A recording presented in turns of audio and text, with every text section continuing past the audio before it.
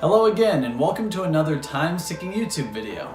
Today we're going to be talking about a history that Rolex has with quartz watchmaking. So stick with us through this intro and we're going to have a look at these watches with you.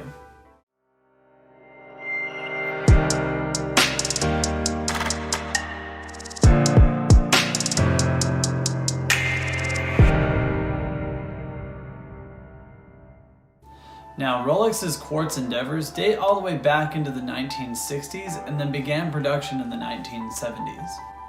As they went, the 1970s were a strange and tumultuous time for Swiss watchmakers.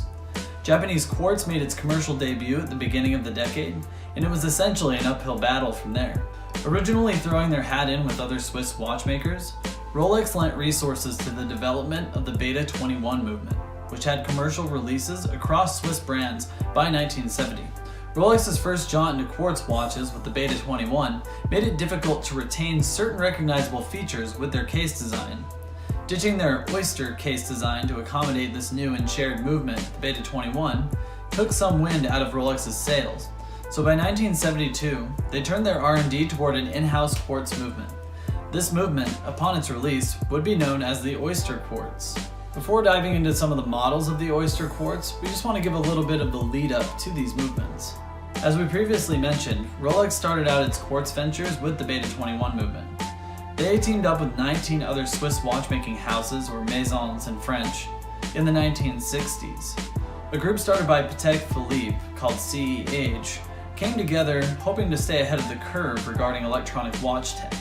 Rolex and all other brands involved in this endeavor were inspired by the first commercial releases of electronic watches in the late 1950s.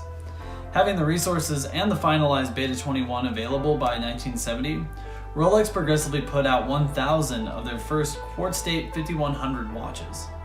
After the 5100's limited release, Rolex began in-house development of their first oyster quartz watch. The development of the models 5035 and 5055 took 5 years, each seeing their oyster quartz release in 1977. 5 years of R&D really shines through on these original oyster quartz watches. Having spent half a decade designing and engineering them, Rolex released the 5035 and 5055 watches with the same gusto as a high-end mechanical watch. In fact, they're the only Rolex quartz watches to feature Geneva stripes on the movement. This marking is a horological flourish that solidifies these premier oyster quartz watches as truly polished timepieces. These two watch models weren't the last of the oyster quartz watches to be released, which is surprising considering that the quartz crisis that happened for decades really rocked Swiss watchmaking generally. In fact, the prolonged 25-year run of oyster quartz from Rolex was a serious testament to Rolex's branding power, their engineering, and their ability to keep themselves relevant in a market that's swimming in inexpensive quartz movements. As it went, Rolex followed up their stellar 5035 and 5055 oyster quartz watches with their Datejust and Day-Date models. The Datejust models, as they still exist, are the 17,000 stainless steel, the 17013 steel and yellow gold, and the 17014 steel and white gold. Day-Date oyster quartz watches in all gold were labeled as 19018 in yellow gold and 19019 white gold. The last of these date-centric oyster quartz models officially sold through Rolex was the Datejust 17,000. It received its final catalog listing from the brand in 2001 and sold its last unit in 2003. Coming in just under the 26-year mark from the original oyster quartz release of the 5035 and 5055, this last 17,000 model Datejust was a solid anchor for their quartz run. Although the final sale of the 17,000 was the official end for Rolex quartz, there was a mysterious quartz Rolex sold at auction in 2004.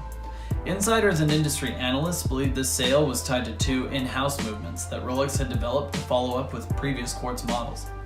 However, it's been 15 years without any new Rolex quartz releases, so it's likely that they've pushed this aspect of their brand out entirely. In smaller terms, essentially there doesn't seem to be much of a future for Rolex quartz watches. However, you never know what's going to happen from this brand. Indeed, Rolex is by no means a quartz-centric brand. Their quality is established primarily in their exquisite mechanical movement design. With that in mind, their masterful crafting has translated well to every single one of their quartz endeavors. Each of the estimated 25,000 oyster quartz watches made has sold and retained a high level of value. With pop culture iconography and stellar aesthetics, Rolex will likely continue to take the wrists of consumers on for a plethora of years onward. With that in mind, perhaps they'll find a new way to reinvent their brand through quartz. Until then, every single one of their Beta 21 and Oyster Quartz models will be seen as collector's items. Just make sure that you have the paperwork to go along with them. Hello, and thanks for watching our YouTube video today. If you enjoyed it, please give it a like, and you can find similar videos right here. For more new and interesting content from Timesticking on our channel, please subscribe at the link here. And for more information about wristwatch repair and watch maintenance generally, you can find us at timesticking.com. Thanks so much and have a great day.